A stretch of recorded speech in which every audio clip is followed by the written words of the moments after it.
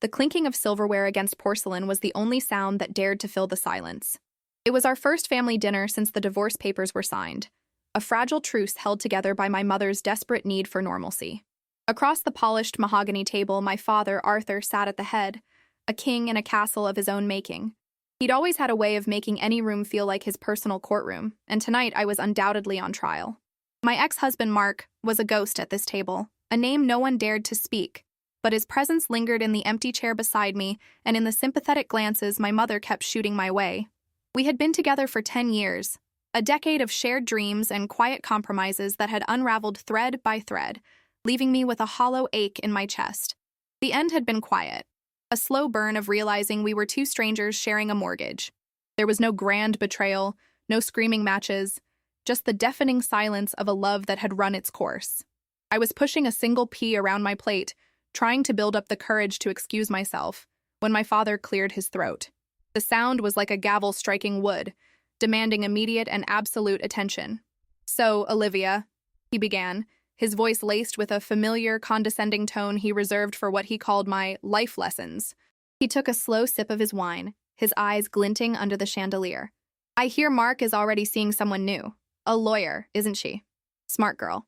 Probably knows how to keep a man interested." The air was sucked out of the room.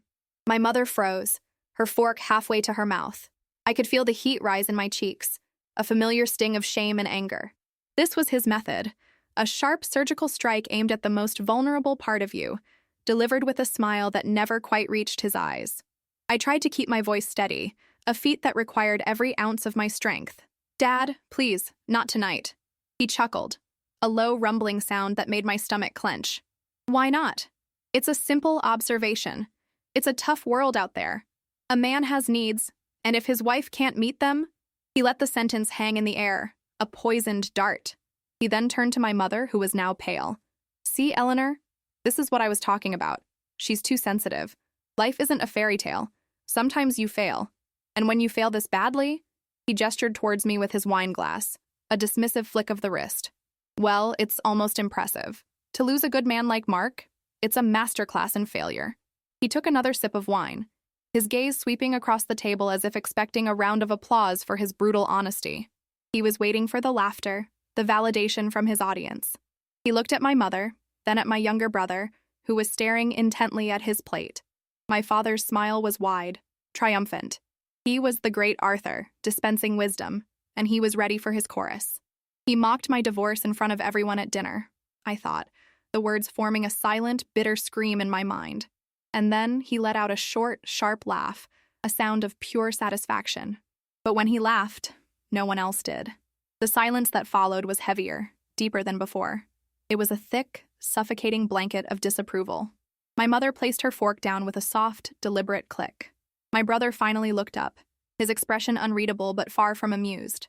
The echo of my father's solitary laugh died, leaving behind a stark, uncomfortable void. His smile faltered, confusion clouding his features. He had delivered his punchline, but the room had refused to laugh with him. In that moment, the king was just a man, alone in his castle of cruelty. The silence was a living thing. It pulsed in the space between us, filled with everything that had been left unsaid for years. My father's face, usually a mask of smug certainty, began to crumble. He looked from my mother's stony expression to my brother's averted gaze, searching for an ally, a single person to join him in his cruel sport. He found none. The confidence in his eyes flickered and died, replaced by a defensive glint. "What?" he snapped, his voice a little too loud in the quiet room. "Have we all lost our sense of humor? I'm just stating facts. It's a dog-eat-dog world. Olivia knows that. Don't you, Olivia?" He turned his gaze back to me, but the power behind it was gone. For the first time in my life, I wasn't looking at a giant. I was looking at a bully who had lost his audience. The fear that usually coiled in my stomach was absent, replaced by a cold, clear calm. I saw him not as my father, but as a man desperately trying to hold on to a power that was slipping through his fingers. It was my mother who broke the spell. She carefully folded her napkin and placed it on the table. "That's enough, Arthur," she said. Her voice wasn't loud, it wasn't angry, but it held a finality that was more powerful than any shout. It was the voice of a woman who had drawn a line. "This is not a courtroom, and you are not a judge. This is our daughter and she is grieving. We will not have this conversation." Arthur stared at her, utterly flabbergasted. My mother had always been the mediator, the one who smoothed over his rough edges and apologized for his jokes. She was the buffer between his cruelty and the world. To see her stand up to him, so simply and so directly, was like watching a tectonic plate shift. He opened his mouth to argue, a retort already forming on his lips, but she simply held his gaze, her own unwavering. He deflated, slumping back in his chair like a punctured balloon. I felt a surge of something I hadn't felt in a long time. Strength. The shame he had tried to heap on me was his, not mine. My divorce wasn't a failure, it was an ending. A painful, necessary ending to a story that no longer made sense. It wasn't a reflection of my worth. My father's mockery, however, was a reflection of his. Slowly, I stood up. My legs felt steady. "She's right," I said, my voice clear and even. "It is enough." I looked directly at my father, the man whose approval I had craved for so long, whose judgment I had always feared. "My marriage is over. That's a fact. But it's my life, not your punchline. I'm not one of your employees you can belittle into submission, Dad. I'm your daughter." I didn't wait for a response. I didn't need one. I picked up my purse, my hands no longer trembling. "Mom, thank you for dinner." She gave me a small, sad smile, but there was a new light in her eyes. A flicker of pride. I walked out of the dining room, the silence following me, not as a weight, but as a respectful quiet. As I closed the front door behind me, I didn't feel like I was running away. I felt like I was walking toward something. The laughter that had echoed in my mind for so long, my father's laughter, was finally gone. In its place was a quiet, determined resolve. The show was over. The audience had gone home. The drive home was a blur of streetlights and rain-slicked asphalt. I didn't turn on the radio.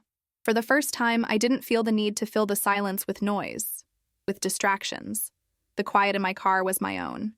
It felt protective, a space where I could finally begin to process the evening, not as a victim, but as an observer. The anger was still there, a low-burning ember, but it was overshadowed by a profound sense of clarity. The dynamic that had governed my family for as long as I could remember, my father's pronouncements, our silent acquiescence, had been shattered. The king had been revealed as nothing more than a man in an expensive suit, and the castle was just a house. I spent the next day waiting for the inevitable phone call. I braced myself for my father's voice, for a non-apology wrapped in justifications, a demand that I come and make things right, to restore the comfortable order he cherished. But the call, when it came, was from my mother. Her voice was tentative, fragile. "Olivia? Are you all right?" "I'm okay, Mom," I said. And to my own surprise, I meant it. The world hadn't ended. I hadn't crumbled. There was a long pause on the other end of the line. I could hear her breathing, the faint sound of a teacup clinking against a saucer. "What you did last night," she began, her voice gaining a bit of strength, "was the bravest thing I have ever seen." Tears pricked my eyes, hot and sudden. It wasn't pity in her voice, it was respect. It was the validation I had unknowingly craved far more than my father's approval. "He didn't speak for the rest of the night," she continued, a dry, humorless laugh in her throat. "He just sat there in his chair, staring at the television after you and your brother left. The silence was louder than any argument we've ever had." She paused again. "I'm sorry, Olivia. I'm so sorry. I should have stopped him years ago. I became accustomed to it. I told myself it was just his way, that he didn't mean it, but that's a lie. It was easier to keep the peace than to face the truth. Your father is a deeply insecure man." I listened, stunned. My mother had never, not once, criticized my father to me. She was his loyal defender, the keeper of his fragile ego. "He doesn't talk about his own father much," she said quietly, as if sharing a state secret. "But his father was a hard man. Arthur won a scholarship to a prestigious university, the first in his family. He was brilliant, but he struggled. He was surrounded by old money, by boys who had never known a day of hardship. He failed his first year. They told him he didn't belong, that he should go home. It nearly broke him. He never forgave himself for it. He fought his way back, graduated with honors, but he spent his entire life since then trying to prove that he is not a failure. And he cannot stand to see what he perceives as failure in anyone else, especially his children. It's like it holds a mirror up to his own deepest fear. It didn't excuse a thing. The decades of casual cruelty, the emotional wounds he'd inflicted, couldn't be wiped away by a sad story. But as my mother spoke, The image of my father shifted in my mind. The towering, infallible judge was replaced by the image of a young, scared boy, terrified of being found out. His mockery wasn't about my divorce at all. It was about his own. "Thank you for telling me that, Mom," I said, my voice thick with emotion. "You deserved a better father last night," she said softly. "And I promise, from now on, you will have a better mother." When we hung up, the room felt different. The anger I held for my father was still present, but it was now tinged with a strange, aching pity. My healing wasn't about him anymore. It was about me. It was about understanding that his cruelty was a reflection of his own brokenness, not mine. The chains of his judgment, which I had worn for so long, finally began to feel loose. The weeks that followed the dinner were defined by a profound and unsettling silence from my father. There were no angry voicemails, no berating emails, no summons to his study for a lecture. It was a cold war, waged with the weapon of his absence. In the past, this silence would have been a form of torture for me. I would have agonized over it, replaying every perceived misstep, desperately trying to figure out how to earn my way back into his good graces. But now, it felt different. It felt like peace. His silence created a vacuum, and into that space, my own life began to expand. I started small. I unearthed my old paintbrushes from a dusty box in the closet, the smell of turpentine and linseed oil filling my small apartment like a long-forgotten perfume. I had abandoned painting in college, convinced by my father that it was an impractical hobby, a distraction from the serious business of building a respectable career.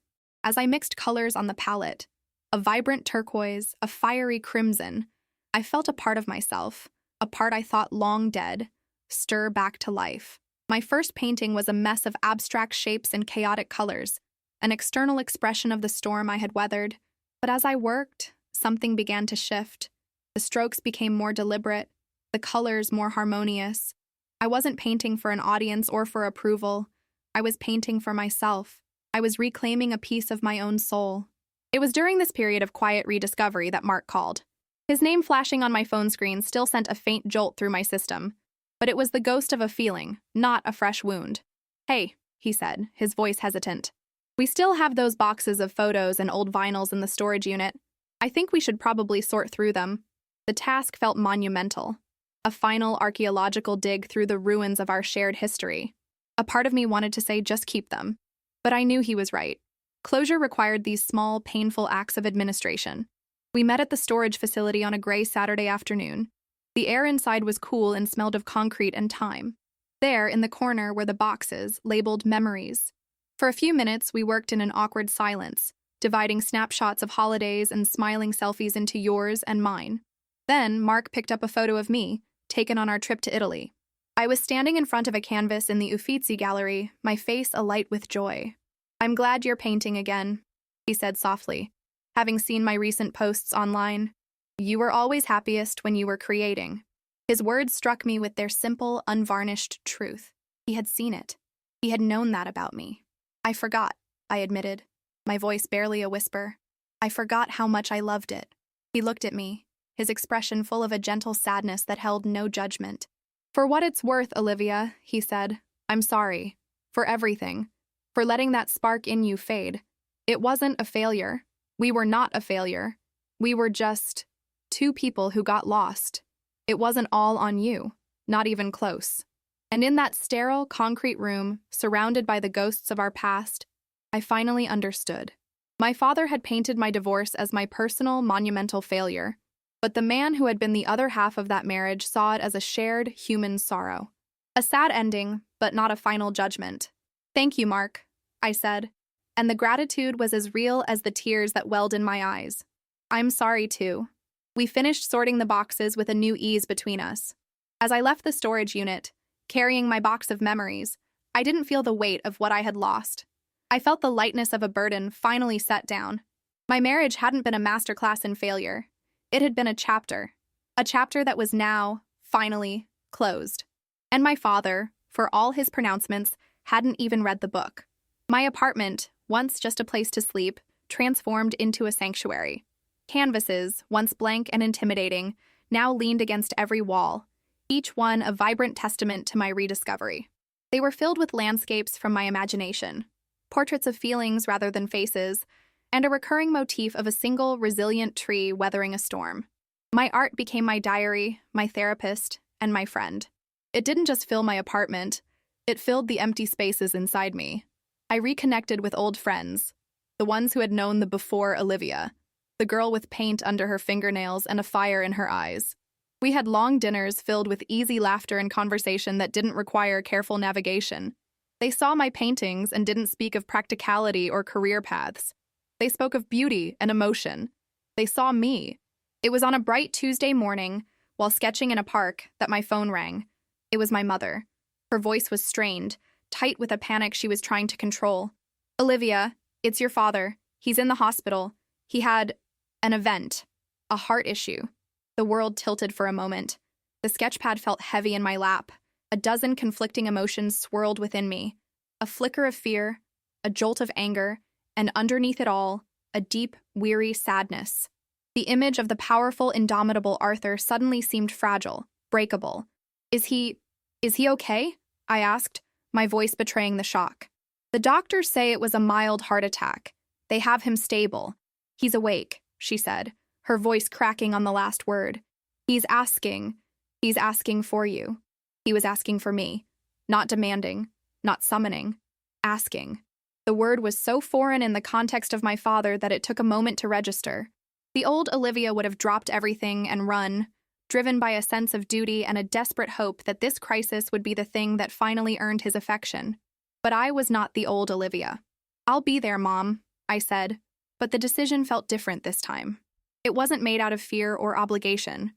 It was a choice, made from a place of quiet strength.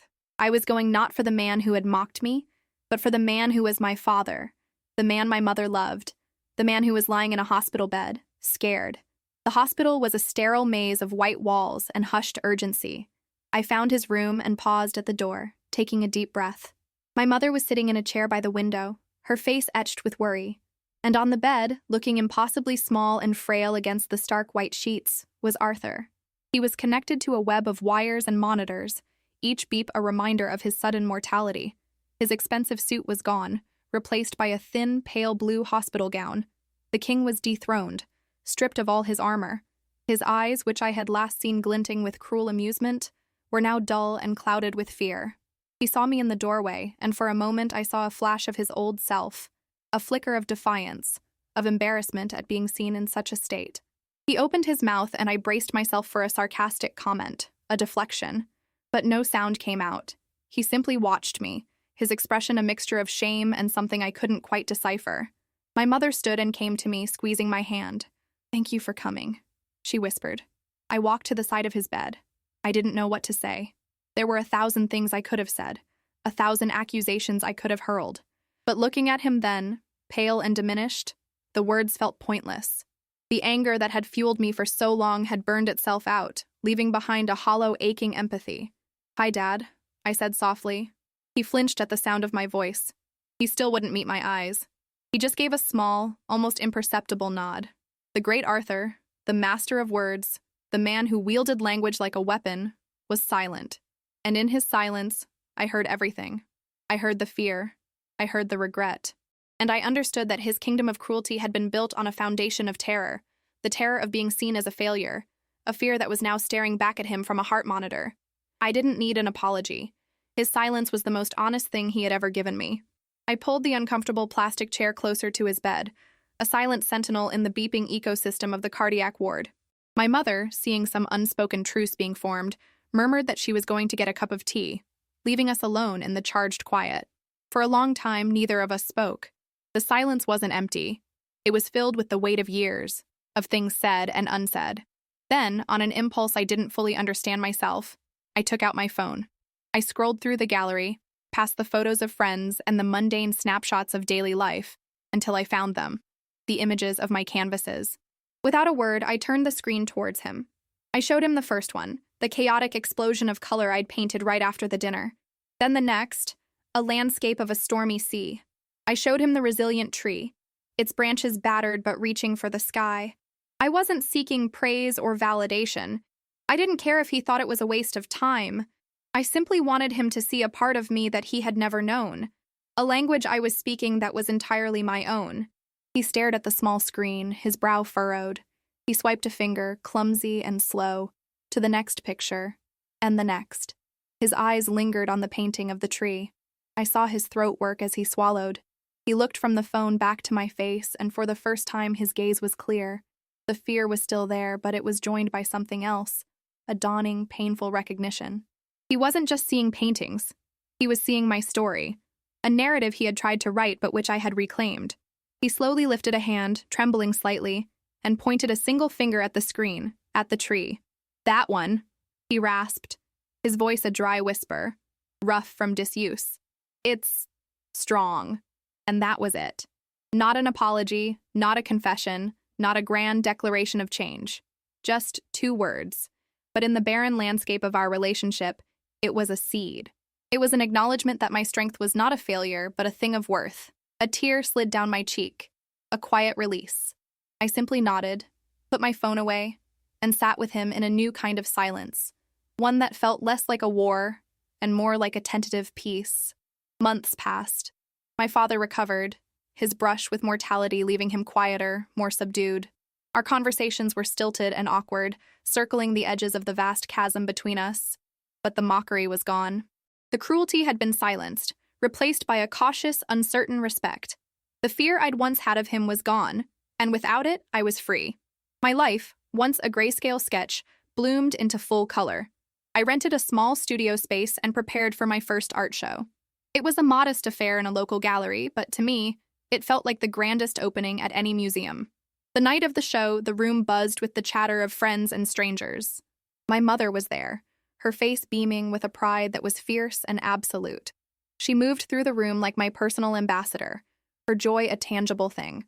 I was in the middle of explaining the story behind one of my pieces when the crowd near the doorway parted slightly. And there he was, Arthur. He stood hesitantly, looking deeply uncomfortable in the bohemian atmosphere of the gallery, his familiar suit and tie a stark contrast to the paint-splattered walls. He held a small, inexpertly wrapped gift in his hands. He didn't approach me directly. Instead, he walked slowly around the room, his hands clasped behind his back, studying each canvas with an intense, unreadable expression. I watched him, my heart a frantic drum against my ribs. Finally, he stopped in front of it, the painting of the resilient tree, standing alone against a clearing sky. He stared at it for a long time. My mother went to him, and they spoke quietly. Then he turned and walked towards me. He stopped a few feet away, the ghost of his old, imposing presence still there, but fundamentally changed. "Olivia," he said, his voice quiet but clear. He extended the small, lumpy gift. "These are for you." I took it. Inside the wrapping paper was a set of professional-grade paintbrushes, the kind I never would have bought for myself. There was no card. "Your mother told me you were running out," he said, avoiding my eyes. He gestured vaguely towards the painting of the tree. "That one. It's good. It's strong." He met my gaze then, just for a second, and in his eyes I didn't see a judge or a king. I saw a father, fumbling and flawed, trying to build a bridge across a canyon he himself had carved. He had repeated the only words of praise he knew how to give, a fragile echo of his hospital bed whisper. "Thank you, Dad," I said. And in that moment, I knew I had forgiven him. Not for him, but for me. I was no longer the daughter cowering from his laughter, nor the victim of his judgment. I was the artist. I was the tree. My roots were deep, I had weathered the storm, and I was finally, unshakably, whole.